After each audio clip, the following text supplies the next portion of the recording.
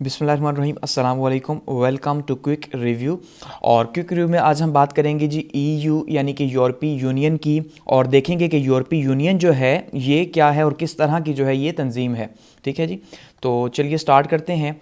अब सबसे पहले हम इसमें देखेंगे क्या कि इसका सबसे पहले बैकग्राउंड देखेंगे कि जो ईयू है यानी यूरोपीय यूनियन है ये किस तरह से इस्टेब्लिश हुई, इसके मेंबर कंट्रीज़ कौन कौन से हैं और इसकी रिस्पॉन्सिबिलिटीज़ और गोल्स क्या हैं, और इसके अंदर जो इंस्टीट्यूशंस बनाए गए, जो बॉडीज़ हैं, जो वर्किंग बॉडीज़ हैं, उनकी बात करेंगे। और फिर फाइनेंसिंग देखेंगे इसकी जो है वो कैसे होती है। तो स्टार्ट करते हैं। अब सबसे पहले आप समझिए कि ईयू है क्या एक्चुअली में। तो ईयू क्या है? यूरोपीय यूनियन जो यूरोप के 28 कंट्रीज़ हैं, ठीक है, यूरोप के अंदर मौजूद 28 कंट्रीज़, उनकी जो है ये एक यूनियन है जिसको ईयू कहा जाता है या यूरोपीय यूनियन कहा जाता है, जो कि सिंगल इकोनॉमी के ऊपर, सिंगल करेंसी के ऊपर और जो बहुत सी यानी और इस तरह की उनकी ट्रीटीज़ जो हैं वो शामिल हैं उसके ऊपर बेस करती है। यानी उनकी जो 28 कंट्रीज़ हैं उनकी कॉपरेशन, अब ये 27 हो चुके हैं क्योंकि अब यूके जो है वो इसमें से खारिज हो चुका है, तो अब ये 27 कंट्रीज़ हैं। तो ये जो 27 कंट्रीज़ हैं यूरोप के अंदर, ठीक है, तो ये इनका आपस में अलायंस है और मल्टी डायमेंशनल अलायंस है जिसको जो है वो यूरोपीय यूनियन कहा जाता है। तो अब स्टार्ट करते हैं इसके बैकग्राउंड से कि जो इसका बैकग्राउंड है यानी इसका पस मंज़र क्या है और किस तरह से जो है ये डेवलप हुई। तो इसका बैकग्राउंड स्टार्ट होता है जी वर्ल्ड वॉर सेकंड के बाद से। यानी वर्ल्ड वॉर सेकंड हमें पता है कि 1939 से लेके 1945 तक लड़ी गई। और लड़ी कैसे गई कि एक साइड पे अलाइड्स थे और दूसरी साइड पे जर्मनी था, यूरोप के अंदर की बात कर रहा हूँ, और उसके साथ जो है वो इटली जो है वो मौजूद था। तो उसमें हमने क्या देखा कि जो वर्ल्ड वॉर सेकंड थी उसमें जर्मनी ने बहुत ज़्यादा जो है वो तबाही मचाई यूरोप के अंदर, और यूरोप को जो है वो लाखों करोड़ों डॉलर्स का नुकसान हुआ। तो और जर्मनी की वजह से जो है पूरे का पूरा यूरोप जो है वो एक इकोनॉमिक जो है वो डिप्रेशन के अंदर चला गया और उसके हालात बहुत ज़्यादा बुरे हो गए। तो ऐसे में जब वर्ल्ड वॉर सेकंड ख़त्म हुई, जो कि अलाइड पावर्स जो हैं उनको फतह नसीब हुई 1945 के अंदर, और जर्मनी को जो है वो शिकस्त हो गई और जापान को भी साथ में। तो ऐसे में यूरोप के जो हालात थे वो बहुत बुरे हो चुके थे। अब यूरोप के लिए दो चैलेंजेस थे इस टाइम पे, यानी कि 1945 के टाइम पे यूरोप के पास दो चैलेंजेस थे। चैलेंज नंबर 1 क्या था कि उनकी जो इकोनॉमी है, ठीक है, अब उस इकोनॉमी का क्या होगा कि वो जो सारी की सारी जो है वो टूट फूट का शिकार थी और वो बिल्कुल बैंकक्रप्ट हो चुके थे। और सेकंड चैलेंज ये था कि दोबारा से जो है वो कैसे जो है कोई ऐसा प्लान किया जाए जिसके थ्रू जो है वो रोका जा सके ये जो वॉर है बार बार हो रही है, जैसे कि फर्स्ट वर्ल्ड वॉर भी हुई, ठीक है, और उसके बाद दोबारा से सेकंड भी हो गई कुछ सालों के बाद। तो इसे रोका कैसे जाए, दो चैलेंजेस थे। तो इन दोनों चैलेंजेस को मीट करने के लिए जो है यूरोप के अंदर क्या किया गया, खास करके जो वेस्टर्न यूरोप है, ठीक है। अब वेस्टर्न यूरोप की बात क्यों कर रहा हूं, क्योंकि उसी टाइम पे कोल्ड वॉर का जो एरा चल रहा था, तो कोल्ड वॉर के एरा की वजह से जो ईस्टर्न यूरोप था, ठीक है, जो मशरकी यूरोप की हम जो बात कर रहे हैं, तो मशरकी यूरोप के ऊपर यूएसएसआर जो है, यूएसएसआर यानी कि रशिया जो है उसका कब्जा था। तो इस वजह से जो है ईस्टर्न यूरोप के जो छोटे छोटे कंट्रीज़ हैं वो तो इसमें शामिल नहीं थे, लेकिन जो वेस्टर्न यूरोप था, जर्मनी के, फ्रांस के, ठीक है, इटली के, ये जो कंट्रीज़ थे ये जो है मेजर प्लेयर थे उस टाइम पे वॉर के अंदर भी। तो अब इनके लिए सबसे बड़ा ये चैलेंज था कि दोबारा से वॉर को रोकना भी और अपनी इकोनॉमी को स्टेबल करना भी, कि किस तरह से हो सके। तो अब इन्होंने क्या किया, इन्होंने 1950 के अंदर एक प्रपोजल आया, ठीक है। फ्रांस को सबसे बड़ा इशू था क्योंकि अब फ्रांस के जो हालात थे जर्मनी के साथ वो बहुत मुश्किल थी और बहुत मुश्किल से स्टैब्लिश होने थे, इसलिए जर्मनी को जो है वो तोड़ भी दिया गया ताकि जो है वो जर्मनी दोबारा से उतना ज़्यादा पावरफुल ना हो सके जितना कि फर्स्ट वर्ल्ड वॉर में और सेकंड वर्ल्ड वॉर में हुआ। तो जर्मनी को जो है वो मुख्तलिफ तरह से अटैक किया गया।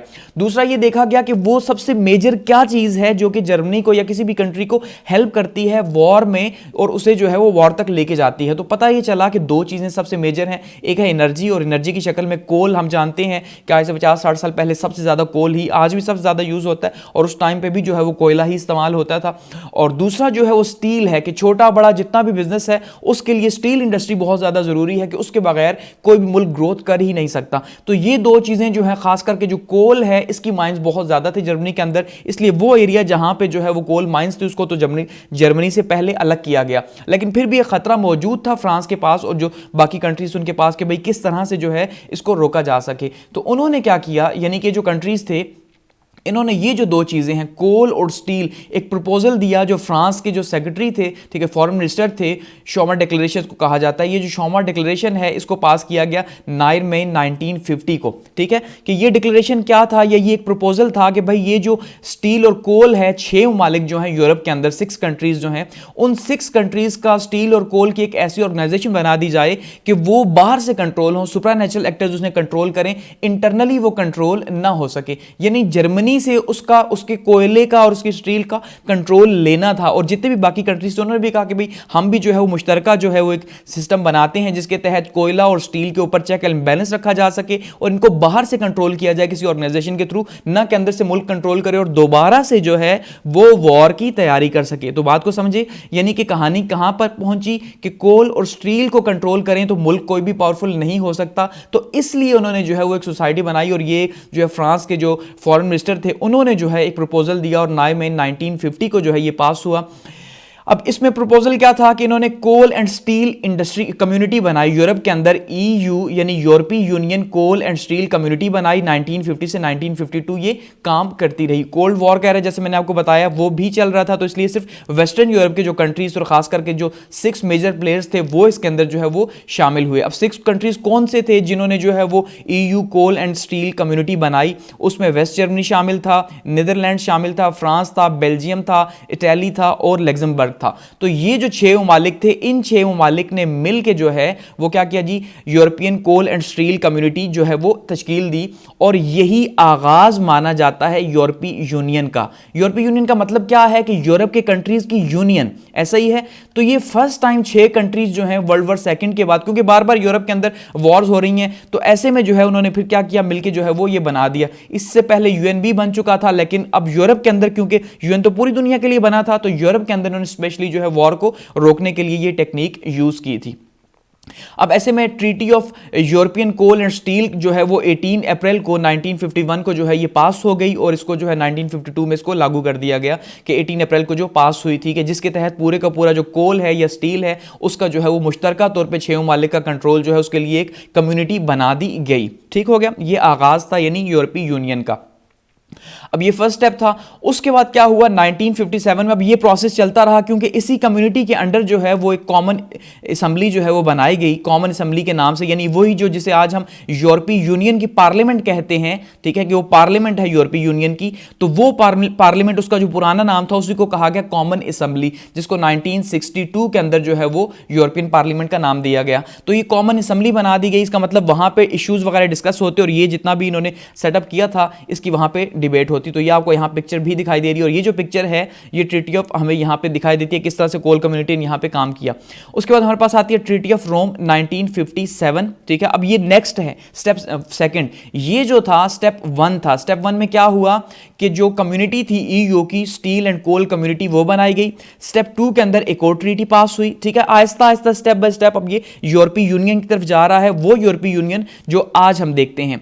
ट्रीटी ऑफ रोम जो है वो 1957 के अंदर जो है वो पास हुई। इसके अंदर क्या किया गया जी, जो एक्सपेंशन थी, एक तो कॉपरेशन की, उसको बढ़ाया गया। यानी ये जो 6 ममालिक थे, अब इन्होंने ये सोचा क्योंकि हमारी कम्युनिटी तो ऑलरेडी मौजूद है, ठीक है, तो अब इस कम्युनिटी को जो है, इस कम्युनिटी को आगे बढ़ाया जाए और इससे ज़्यादा से ज़्यादा फायदा हासिल किया जाए, तो उन्हें मुख्तलिफ डायमेंशंस के अंदर इसमें सोचा कि हम काम कर सकते हैं। तो इसकी एक्सपेंशन हुई, एक तो कॉपरेशन की कि मुख्तलिफ सेगमेंट्स, जिसमें खास करके जो इकोनॉमिक सेक्टर था और इकोनॉमिक सेक्टर से रिलेटेड जो चीज़ें थी उनको जो है वो शामिल किया गया इस ट्रीटी ऑफ रोम के अंदर। तो ये नेक्स्ट स्टेप था यूरोपीय यूनियन की तरफ, ठीक है। और इसमें 2 मेजर जो है वो ट्रीटीज सामने आई और एक ट्रीटी थी जो ट्रीटी ऑफ रोम थी, ठीक है, और इसी के अंदर यानी ट्रीटी ऑफ रोम के अंदर 2 मेजर ट्रीटीज थी।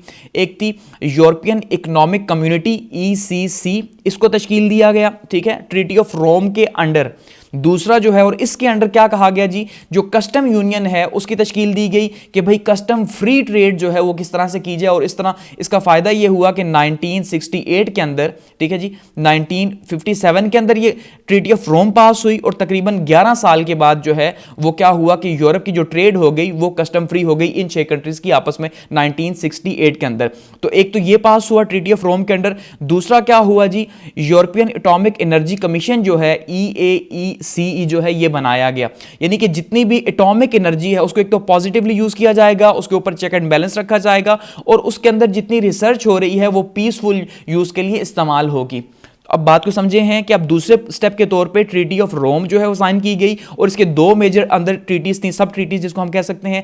एक थी यूरोपियन इकोनॉमिक कम्युनिटी जिसका पर्पस था कस्टम को खत्म करना, जो कस्टम है ट्रेड कस्टम, और दूसरा जो है वो यूरोपियन एटॉमिक एनर्जी जो कमीशन है उसका तश्कील देना, ताकि जो एटॉमिक एनर्जी है इसको दोबारा से जो है वॉर के लिए यूज ना किया जा सके, बल्कि इसकी जो रिसर्च है उसको पीसफुल पर्पसेस के लिए यूज किया जा सके।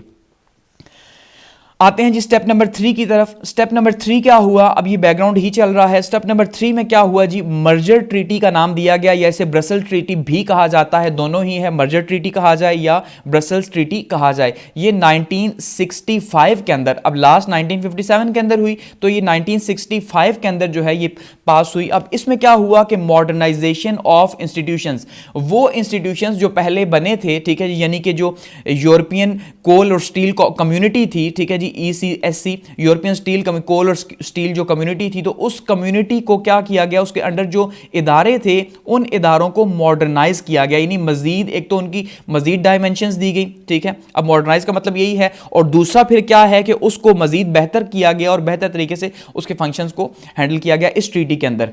और फिर दूसरा क्या किया गया, सिंगल यूरोपियन एक्ट जो है वो पास हुआ 1986 के अंदर, इसी के अंडर रहते हुए एक्सचेंज इश्यूज, जो जितने भी एक्सचेंज इश्यूज जो आ रहे थे, ठीक है, उसको यहां पे जो है वो रिजॉल्व किया गया इस यूरोपियन एक्ट के अंडर। नंबर 4 पे चलते हैं जी, कि यानी नंबर 4 स्टेप क्या हुआ। नंबर 4 स्टेप जो है वो ओरिजिनल जिसको हम मानते हैं भाई, और मेजॉरिटी ऑफ बुक्स में आपको जो देखने को मिलेगा वो यही मिलेगा कि जो EU है, यानी जो यूरोपीय यूनियन है, उसकी जो आगाज़ है वो 1992 से हुआ, ठीक है। तो अब ये 1992 के अंदर जो है द मैस्ट्रिक्ट ट्रीटी जो है ये पास हुई 1992 के अंदर, और ये जो है वो 7 फरवरी जो है 1992 को जो है ये ट्रीटी सामने आई, द मैस्ट्रिक्ट ट्रीटी, और इसी को बेसिक जो है वो माना जाता है कि यहीं से यूरोपीय यूनियन, वो यूरोपीय यूनियन जो आज हमें दिखाई देती है, जो इतनी ज़्यादा इंटीग्रेटेड है और इतने ज़्यादा जो है वो फंक्शंस जो है वो किरदार अदा कर रही है, तो वो उस टाइम पे तश्कील हुई। तो 12 मेंबर्स जो हैं इकोनॉमिक और मॉनेटरी यूनिट जो है इसके अंदर, और इकोनॉमिक और मॉनेटरी यूनिट्स जो है इसके अंदर जो है वो तश्कील दिए गए। यानी सबसे पहले 12 मेंबर्स थे, अब ये मेंबर्स आहिस्ता आहिस्ता, पहले 6 थे आपने देखा, अब ये जो ऐड हो रहे हैं इनको मैं एट द एंड जो है हम डिस्कस करेंगे कि किस तरह कब कब मेंबर्स जो है वो ऐड हुए।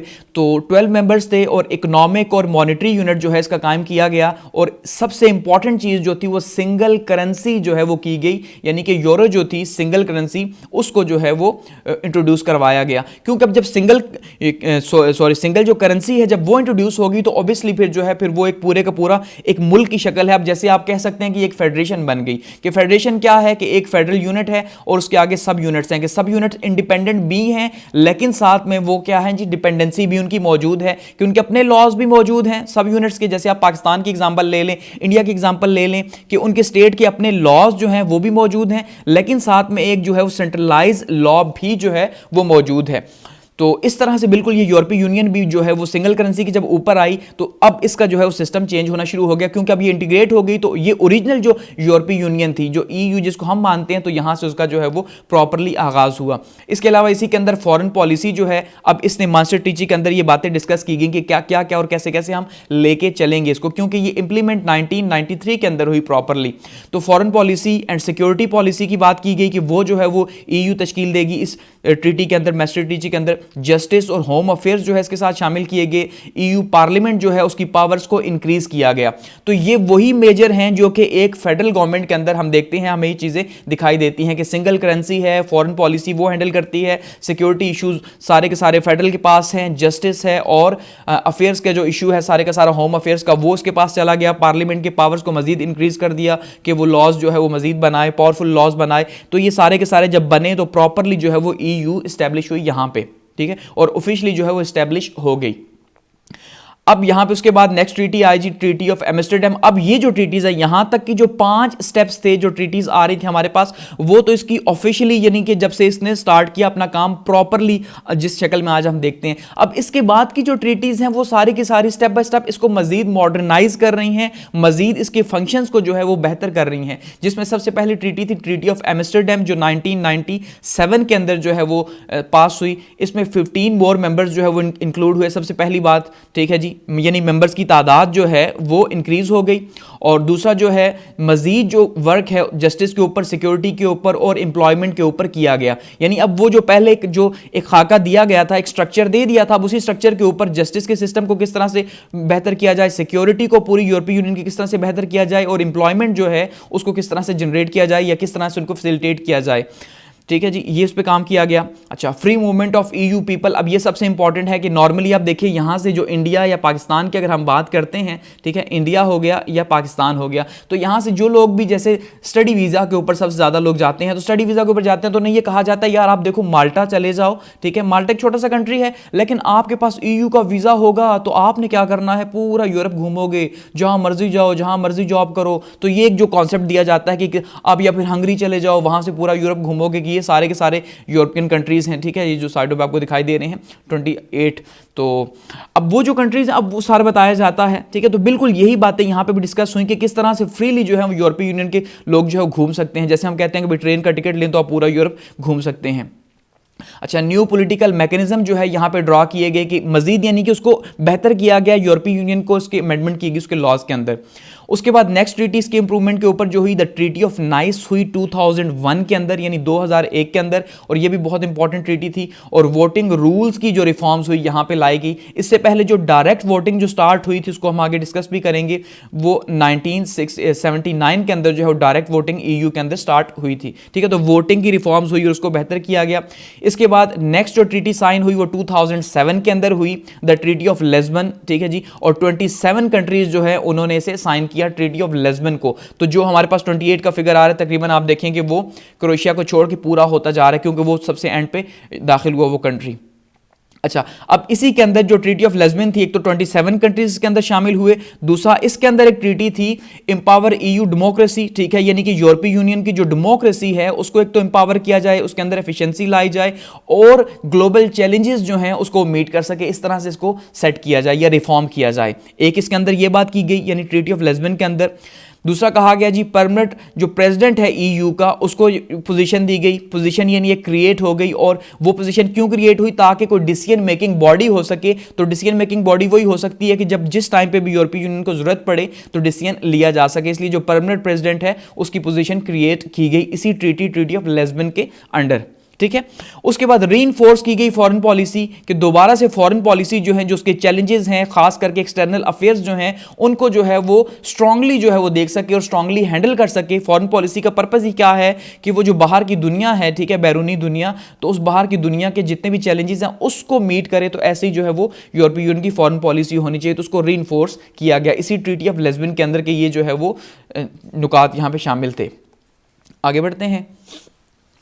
अच्छा, अब बात करते हैं जी मेंबर्स की। इसके मेंबर कंट्रीज जैसे मैंने कहा कि 28 मेंबर्स थे, लेकिन अब जो है वो 27 हो चुके हैं। उसकी वजह ये है कि जो यूके है, यूनाइटेड किंगडम, हमने देखा कि पूरे का पूरा एक प्रोसेस चला और उसके बाद जो है वो यूके सेपरेट हो गया और उसने जो है वो यूरोपीय यूनियन छोड़ दी। तो उसमें जो कंट्रीज शामिल हैं, फ्रांस है, जर्मनी है, इटली है, बेल्जियम है, नीदरलैंड है, इंग्लैंड है, लग्जमबर्ग है, स्पेन है, पुर्तगाल है, ग्रीस है, ऑस्ट्रिया है, स्वीडन है, फिनलैंड है, आयरलैंड है, डेनमार्क है, पोलैंड है, हंगरी है, स्लोवेनिया है, द चीज रिपब्लिक है, स्लोवाकिया है, साइप्रस है, माल्टा है, एस्टोनिया है, लिटविया है, अच्छा जी, लिथुआनिया है, रोमानिया है, बल्गारिया है और क्रोएशिया है। ठीक है, सबसे आखिर में जो क्रोएशिया वो ऐड हुआ यहाँ पे। तो ये आपको यहाँ पे मैप भी दिखाई दे रहा है कि आप मैप देखिए, यहाँ पे आपको सारे कंट्रीज इस जो है यूके को छोड़ के बाकी सारे के सारे जो कंट्रीज हैं वो यूरोपीय यूनियन का हिस्सा हैं। ठीक है, और इनकी सारी की सारी single currency, single security, single foreign policy और बहुत ज़्यादा पावरफुल यानी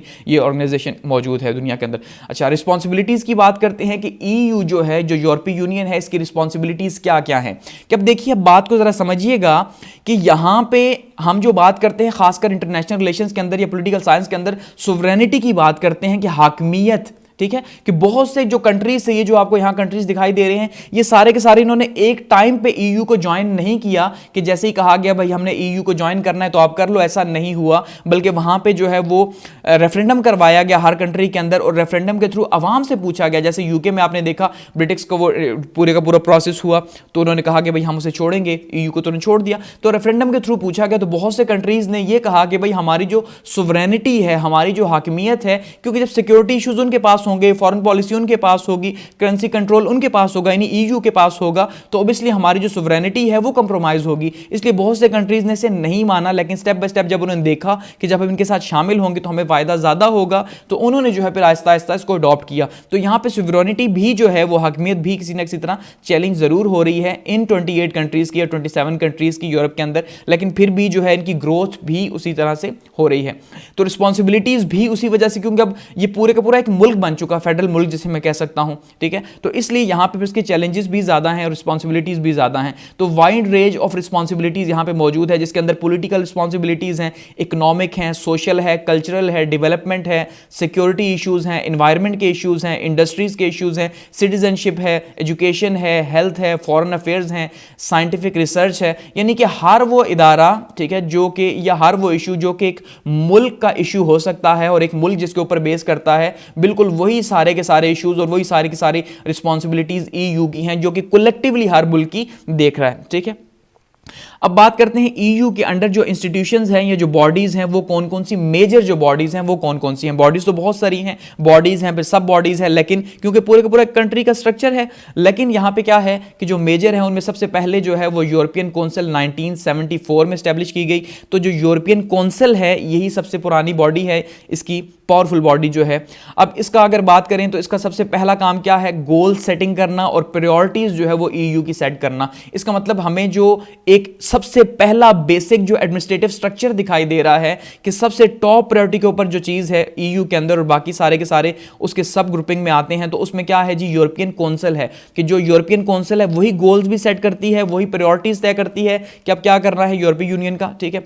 और ये जो है वो ट्रीटी ऑफ मैस्ट्रिक्ट 1992 जो है इसके अंदर जो है इसको वाइड रोल दे दिया गया। तो यही यानी कि जो ट्रीटी थी 1974 की, इसको 1992 के अंदर जो प्रॉपर किया गया मैस्ट्रिक्ट ट्रीटी के अंदर, तो उसके अंदर मजीद इसको पावरफुल किया गया।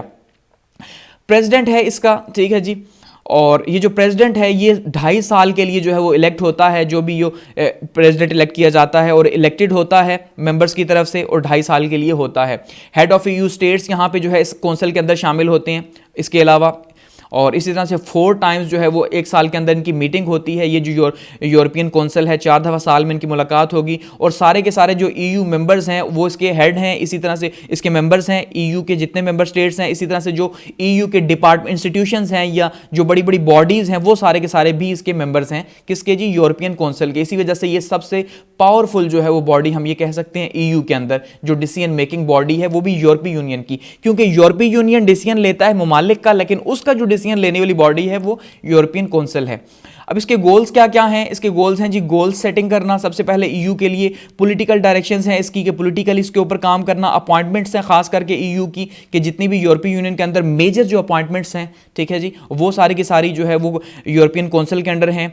हैंडलिंग ईयू मीटिंग्स हैं और इसके प्रपोजल्स के ऊपर वर्किंग करना है कि जितना भी ईयू का स्ट्रक्चर है, जितना भी काम है जो ईयू करेगा उससे पहले का जो सब जो हम काम कहते हैं, जो पहले प्री काम जो है वो सारे का सारा जो है वो इसी काउंसिल के अंडर है। तो ये इनका सबसे इंपॉर्टेंट बॉडी है। दूसरी बात करते हैं जी सेकंड बॉडी की, काउंसिल ऑफ यूरोपियन यूनियन, ठीक है, और ये काउंसिल ऑफ मिनिस्टर्स भी इसे कहा जाता है। और ये क्या है जी, मिनिस्टीरियल मीटिंग्स जो है यहाँ पर रेगुलरली होती हैं, और इसका पर्पस क्या है, कोऑर्डिनेशन पैदा करना ईयू के अंदर। जैसे यूरोपियन काउंसिल है वैसे ये उसके नीचे जो है दूसरी पावरफुल सब बॉडी है। अच्छा, को लेजिस्लेटर भी है ये ईयू पार्लियामेंट की, यानी ईयू पार्लियामेंट के साथ मिलके, यूरोपीय यूनियन की पार्लियामेंट के साथ मिलके वो अगर लॉज बनाती है तो ये भी कुछ लॉज जो है वो ड्राइव कर सकती है council of European union. Decision of majority जो है इसके सारे जो डिसीजन है वो मेजॉरिटी के ऊपर बेस करते हैं, यानी खुद से कोई डिसीजन नहीं लेगी, जितनी मेजॉरिटी होगी उसी के लिहाज से डिसीजन लिया जाएगा। अच्छा, थर्ड की बात करते हैं, थर्ड इंस्टीट्यूशन या बॉडी की, वो है यूरोपियन पार्लियामेंट जो कि सबसे इंपॉर्टेंट है, ठीक है जी। अब 10 सितंबर 1952 को जो है वो इसका आगाज किया गया, और जैसे मैं आपको पहले बता चुका हूं कि इसको पहले कॉमन असेंबली के नाम से याद किया गया। ये वही कॉमन असेंबली है कि जो कि यूरोपीय union coal and steel community जो है वो बनाई गई थी 1950 के अंदर, 51 के अंदर, तो उसी की जो कॉमन असेंबली थी उसी को कॉमन असेंबली कहा गया। इसी को 1962 में जो है फिर यूरोपियन पार्लियामेंट जो है उसका नाम दे दिया गया यूरोपीय यूनियन का पार्लियामेंट। ये जो आपको यहाँ सामने दिखाई दे रही है ये यूरोपीय यूनियन की पार्लियामेंट है। ब्रसेल्स बेल्जियम के अंदर जो है वो इसका हेड ऑफिस है।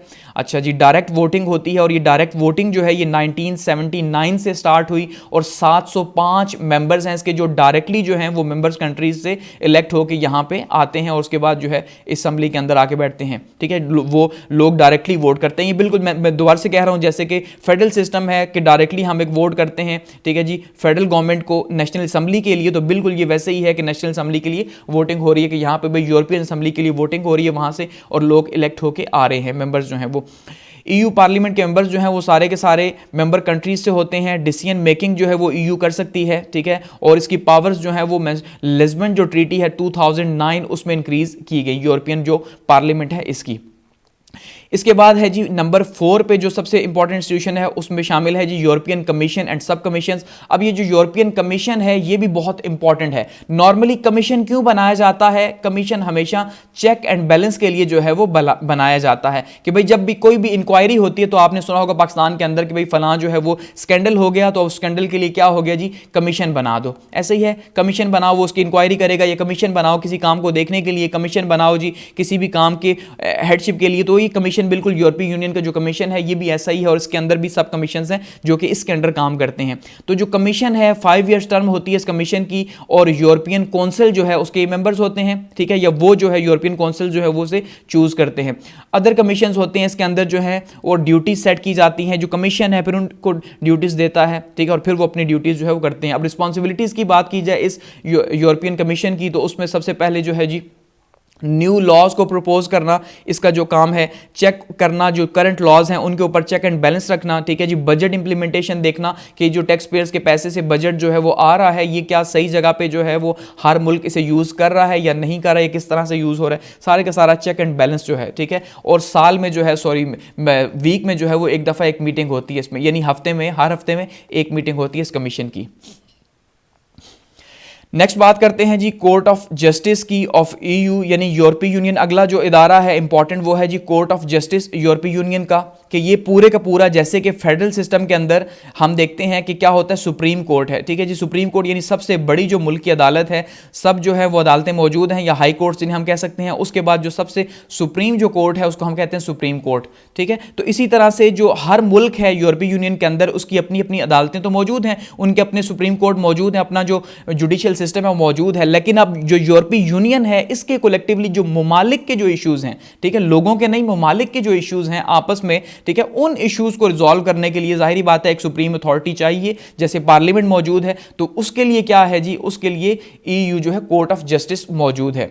तो कोर्ट ऑफ जस्टिस है, मेंबर्स कंट्रीज जो है वो इसके अंदर शामिल है और मेंबर कंट्रीज से ही जो है वो जजेस आते हैं, ठीक है। 28 जजेस के अंदर शामिल होते हैं, हर कंट्री से एक जज जो है वो शामिल होगा, 6 ईयर्स की जो है वो टर्म है और ये लॉ के इंप्लीमेंटेशन करते हैं और टेक केयर करते हैं लॉज की कि जो लॉज बनाए गए हैं उन्हीं लॉज के अकॉर्डिंगली यूरोपीय यूनियन जो है वो काम कर रही है कि नहीं कर रही। यूरोपीय यूनियन के मेंबर्स जो हैं वो उसमें जो है वो काम करते हैं, यूरोपीय यूनियन के जितने भी झगड़े हैं वो भी ये निपटाती है। लग्जमबर्ग के अंदर इसकी जो है वो लोकेशन है, यानी ये जो है लग्जमबर्ग के अंदर वाक़ है। अच्छा, इसके बाद अगले इदारे की बात करते हैं वो जी European court of auditors. Auditors का मतलब ही क्या है, ऑडिटर करना यानी चेक एंड बैलेंस करना अकाउंट्स का, कि जितने भी अब पैसे हैं जो बजट के अंदर एलोकेट किए जाते हैं हर कंट्री को या यूरोपीय यूनियन को, तो अब उनके ऊपर चेक एंड बैलेंस रखना वो क्या है जो यूरोपियन कोर्ट ऑफ ऑडिटर्स का काम है। उसके बाद नेक्स्ट आ रहा है यूरोपियन सेंट्रल बैंक, कि ये सबसे इंपॉर्टेंट है कि यूरोपियन पूरे के पूरे यूरोपीय यूनियन का एक सेंट्रल बैंक मौजूद है, ठीक है, जिसका काम है यूरो की सेफ गार्ड करना, क्योंकि जब तक इनकी यूरो करेंसी मौजूद है, अब करेंसी तभी होगी जब उसके पीछे जो है वो बैंक मौजूद होगा, क्योंकि अगर कोई बैंक ही मौजूद नहीं है तो जाहिर बात है करेंसी तो कहीं से है ही नहीं, फिर वो कहां से आ रही है। तो उस करेंसी को जो है वो उसकी हिफाजत करना यानी उसकी वैल्यू को डाउन ना होने देना, उसके ऊपर चेक एंड बैलेंस रखना, यही सबसे इंपॉर्टेंट काम है। इसी तरह से फाइनेंशियल स्टेबिलिटी जो है वो यूरोपीय यूनियन के कंट्रीज में मेंटेन रखना, ये भी इसकी रिस्पॉन्सिबिलिटी है। अब यूरोपीय यूनियन पैसा कहां से लाता है, उसमें नॉर्मली जो है वो 3 तरीके जो है वो शामिल हैं, ठीक है। तो उसमें एक तो टैक्स जो है वो दिया जाता है, कस्टम ड्यूटीज जो है वो आती हैं, जो बाहर से पैसे हैं वो आते हैं, और जो थर्ड सबसे इंपॉर्टेंट है वो क्या है, जो मेंबर स्टेट्स हैं अपनी जो जीडीपी है उसका 1% वो देते हैं यूरोपीय यूनियन को, जो भी उनका जीडीपी है। अब जो मुल्क गरीब है या कम आमदनी है तो वो अपने जीडीपी के हिसाब से देखा, जो जिसकी जीडीपी ज्यादा है वो अपनी जीडीपी के हिसाब से परसेंटेज सेम है, ठीक है। और कॉमन करेंसी जो है वो यूरो है इनकी। अब कब कब कौन कौन से कंट्रीज जो हैं वो शामिल हुए, यानी जो 28 कंट्रीज शामिल हुए, तो ये कब कब जो है वो शामिल हुए, क्योंकि सारे ही कंट्रीज एक दफ़ा यूरोपीय यूनियन का हिस्सा नहीं बने, क्योंकि उन्हें अपनी सोवरेनिटी जो है उसका काफ़ी ज़्यादा प्रॉब्लम्स थे, तो इसी वजह से टाइम टू टाइम शामिल होते रहे। 1973 के अंदर हम सबसे पहले तो हम ये जानते हैं कि 6 कंट्रीज जो है सबसे पहले 1951 के अंदर जिन्होंने कोल एंड स्टील जो है वो बनाया था, तो उसी टाइम पे वो 6 कंट्रीज शामिल थे। उस 6 के बाद जो है उस शामिल हुए 1973 के अंदर इंग्लैंड शामिल हुआ, आयरलैंड शामिल हुआ और डेनमार्क शामिल हुआ। 1981 के अंदर ग्रीस जो है वो शामिल हुआ। 1986 के अंदर पुर्तगाल और स्पेन जो है वो शामिल हुआ। 1995 के अंदर ऑस्ट्रिया, फिनलैंड और स्वीडन शामिल हुआ। 2004 के अंदर साइप्रस, चीज रिपब्लिक, एस्टोनिया, हंगरी, लिटवेनिया, लिथुआनिया, माल्टा, पोलैंड, स्लोवेकिया और स्लोवेनिया जो है ये कंट्री शामिल हो गए। 2007 के अंदर बुल्गारिया और रोमानिया शामिल हो गए और 2013 के अंदर क्रोएशिया जो है वो इसके अंदर शामिल हो गया। तो ये कंट्रीज जो हैं वो टाइम टू टाइम शामिल हुआ। अब क्योंकि कंट्रीज जो हैं, जो ममालिक हैं, इनका ये अपना सोल, हम ये नहीं कह सकते कि इनका जो है वो डिसीजन था कि उसके साथ शामिल होंगे। ऑब्वियसली जैसे मैंने कहा कि रेफरेंडम करवाया गया हर मुल्क के अंदर, तो रेफरेंडम जो है जब आवाम ने ये कहा कि हम इसके साथ शामिल होंगे तो तब भी जो है वो शामिल किया गया। तो नॉर्मली जो इलेक्शंस वगैरह हैं वो इलेक्शंस हम ये देखते हैं कि इसके अंदर जो टर्न आउट है, वोटिंग रेशो काफ़ी ज़्यादा कम ही रहती है, लेकिन अब वो आहिस्ता आहिस्ता जो है वो बढ़ रही है। तो फिलहाल तक जो है वो लोगों का कोई इतना ज़्यादा इंटरेस्ट नहीं, गो कि वो फ़ायदा इससे ज़रूर उठा रहे हैं। तो ये सारे का सारा यूरोपीय यूनियन है जी, और यूरोपीय यूनियन का स्ट्रक्चर है और उसका जो है वर्किंग है। ठीक है, तो यहाँ पे इसको क्लोज करते हैं।